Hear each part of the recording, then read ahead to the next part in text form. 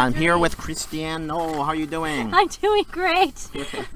We're in a car. We're in a car. Thank you for doing this way. Well, I hope I come through in the clutch. Here, I think you will. So tell me about your journey from Witches of Eastwick to this incredible Frankenstein The Musical. Oh my goodness. Well, after I touched down, after flying around for a few months down in Virginia, I got this script sent to me, and next thing I knew, I was messing around with Hunter Foster and Steve Blanchard, and we were doing this amazing show called Frankenstein.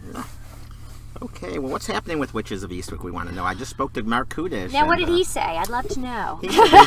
He said you need to do a New York workshop of this thing and not do another regional anything. Well, I think he's probably right. I think it would be great to do that. But I know one of the things that I heard, well, I've heard a number of different things, so it's kind of silly for me to even speculate. Yeah, don't speculate. But what would you think that should happen next with the show? I think that we did a lot of really good work. I think that's great. We can do what he said. We'll a workshop here in the city and then do it. I know they had talked about wanting to involve Seattle Fifth Avenue because there's been a lot of really good transfers from there lately, but they just need to do it, whatever it is, and not wait around for any more time to go by, because I think we're all really ripe and plumb, and we had a really good success with it. Right. And it was just so funny and so good. So I had a great time with it. I'm glad you did. And that interview we did, the podcast. Yeah, it was with the a hoot, huh? Okay, well, let's talk about your character, Elizabeth. Elizabeth is Dr. Frankenstein's, that's Hunter Foster's wife, or starts out as a fiance and becomes a wife, has been childhood. She's a ward of his father, so they grew up together, and eventually they decide to get married.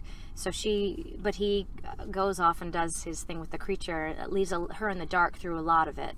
But she's a very feisty, sensual, strong, intelligent, grounded individual, and it's really fun to play that sort of stereotypical. It was written a similar time frame as Jekyll and Hyde, so the which you played in, which I did play in. For how long? That was a long time. On and off for 4 years. Right. But the function of the character is very similar, because the genre is the same.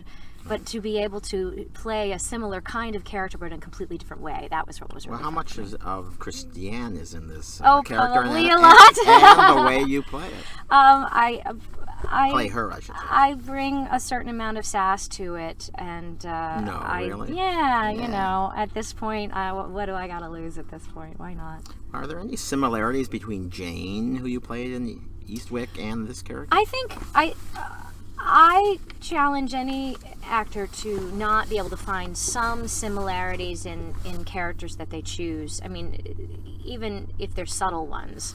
I think that's part of what makes acting so much fun, is that you do find a character that may not be much like you, but then you find where your similarities are and how you can relate to them. But Jane, I definitely.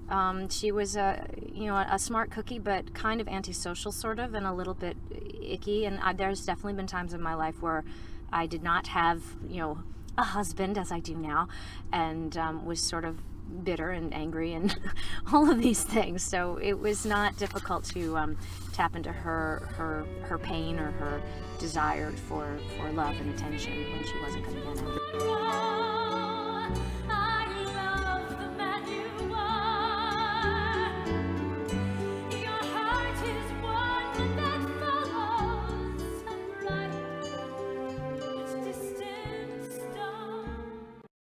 What's it like to work in a nice small space like 37 arts compared to these large Broadway stages? It actually doesn't feel all that small. I mean, it is narrow, but it's not. It's very wide, and it feels very large. It's a wonderful space. It just I'm really tickled with it, so I think it's awesome. We'll talk about the score and maybe one of your big songs, and maybe you can snip it a little for us. Oh, you're funny. I don't have a big song. It's Hey, Mark, what's going on here? the score is I guess it has sort of a rock influence, but not really. To call it a pop score would be wrong. To call it like Les Mis is not quite right either. But we're singing it with great conviction and the way you would attack almost an opera score, but not with that kind of a quality of a voice. Is it Frank Wildhorn like No, some of these crazy it's critics not, are saying? although a lot of people are saying that. It's really... We're good. Okay. It's not... I don't think it's like Frank. If anyone would know, it's you. Yeah, I really don't... I mean, there is one song that really does stand alone, much the way a lot of Frank's songs did. That's a Hunter's song. That's oh gosh, what's the name of it? Coming of the Dawn. Thank you. Yeah, I don't remember the names of the Who songs. just gave you that answer? That's our wonderful press rep. That's Brett. Hey. But I don't. I mean, I have a lot of musical moments. I have a lot of duets and a quartet, and I sort of get in there and sing up a storm, and then I get out.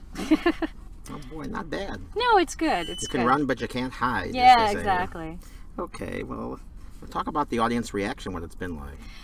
It's actually been quite good. Yeah, that's just the beeping of the computer of the car. Don't worry about that. It's been fun to watch how this has grown. The piece, we only had 2 weeks of rehearsal and 1 week of tech before we had an audience, and this has never had a New York workshop. It hasn't had a regional tryout. So the fact that we mounted a full-on production with that little amount of preparation was really quite something. And so we used those first 3 weeks to Probably every really, second of it, right? Every second of it, completely.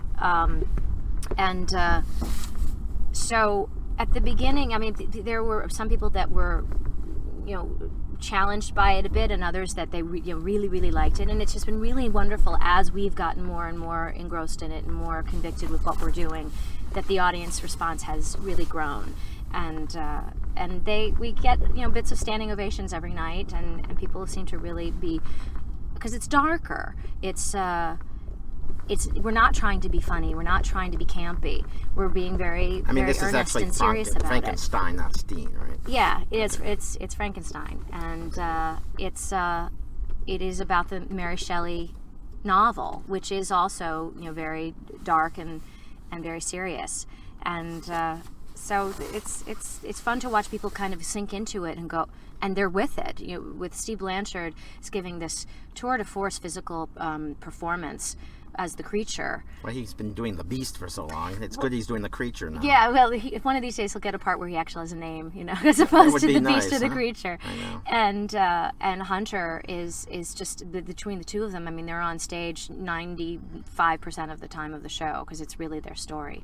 So it's wonderful to sort of watch the audience follow. Well, we that. had a few people from my group this week. The ushers came down for this really bizarre weekend, and they came and saw the show. And their big response, and you could hear it on this roundtable we did, is how powerful the show was. Good. I'm glad to hear So, that. and those are theater crazies. So Yeah. they really liked it. I can't wait to see it tonight. Oh, you're going to see it tonight? Yeah, I waited for you to come back here. Oh, thank you. And so, yeah, that's what I'm doing. So glad I'm you- just going to let you end this thing because who knows what'll happen if he hits a bump here. No, So- we're doing good. We're actually coming into Times Square.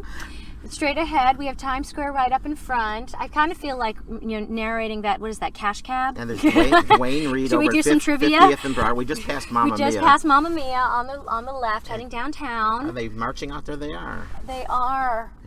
Not yet. No, they're out there. No, because are they? Yeah, I see some out there. Oh, Yeah. whoops. Okay, let's move But on. that's why we're yes. We'll doing move a thing on now. Yes. Okay, Okay. let's just end this by personally invite people to come see the show. Oh. Tell them why and what they'll say.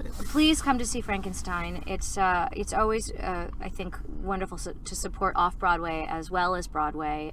You're going to get a first class production with a hugely talented cast.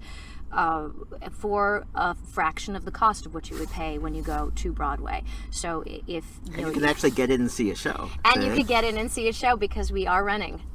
So do come up, and I think you'll really enjoy yourself. Okay, thanks 37 for... Arts, 37th and 10th. It's not so far away. 10th Avenue is not too far not, away. You'll it's be not. fine.